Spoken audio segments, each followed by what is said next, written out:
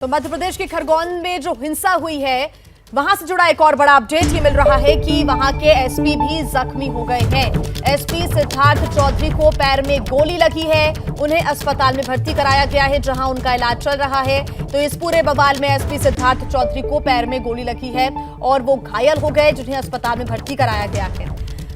आइए ज्यादा अपडेट्स ले लेते हैं। हमारे सहयोगी भोपाल से हमारे साथ जुड़ गए हैं, जो हमें लगातार अपडेट्स मध्य प्रदेश के बारे में दे रहे हैं। ब्रजेश, आपसे जानना चाहेंगे अभी माहौल क्या है, क्योंकि कर्फ्यू लगा दिया गया। साथ ही बताएं कि पुलिस की कार्रवाई कहां तक पहुंची है, कौन है हिंसा के पीछे। देखिए जी, यहाँ भी वही कहानी दोहराई गई कि रामनवमी का जुलूस निकला था खरगोन में, और उस जुलूस पे जब थोड़ा रास्ता बदला गया, अल्पसंख्यक इलाके से गुजरा, तो वहाँ जुलूस में पथराव हुआ।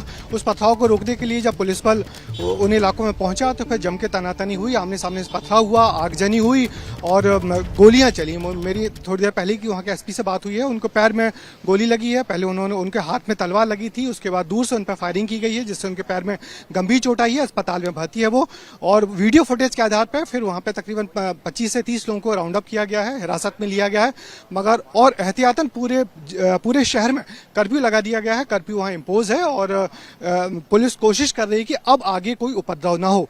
मगर खरगोन के अलावा बड़वानी जिले के सैंधवा में भी यही कहानी दोहराई गई थी। वहाँ भी रामनवमी के जुलूस के पर पथराव हुआ और पथराव के बाद वहाँ भी आगजनी की घटना हुई, मगर प्रशासन ने तुरंत कंट्रोल कर लिया और हालत इतने नहीं बिगड़े कि वहाँ पर कर्फ्यू लगाने की नौबत आई। मगर कई इलाकों में हालत बिगड़ते बिगड़ते भी बचे हैं। तो कल का दिन मध्य प्रदेश प्रशासन और सरकार के लिए बड़ा चुनौती भरा था कि हर जगह एहतियात बरती जा रही थी कि कहीं कुछ ऐसा घटना ना हो जिससे कि सरकार को नीचा देखना पड़े, सांप्रदायिक हिंसा ना हो। मगर कुछ जिलों में तो हो ही गई और कुछ जिलों में हिंसा होते होते बची। जी बिल्कुल ब्रजेश लगातार हमारे साथ खरगोन से जुड़े हुए हैं। ब्रजेश, अभी का माहौल की अगर हम बात करें, कोई गिरफ्तारी अभी तक वहां पर से हुई है क्या? क्योंकि घायलों की संख्या बताई जा रही है, उपद्रव हुआ कई लोगों के बीच में, कई लोग घायल भी हुए, खुद एसपी को गोली लगी है। कोई गिरफ्तारी और आधिकारिक बयान अभी तक?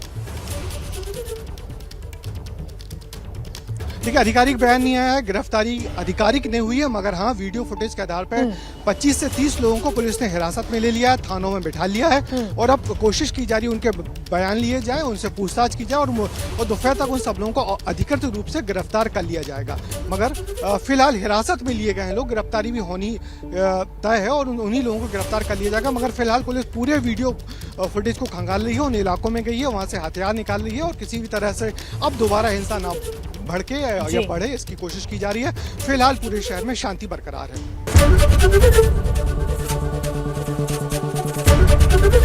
एबीपी न्यूज आपको रखे आगे।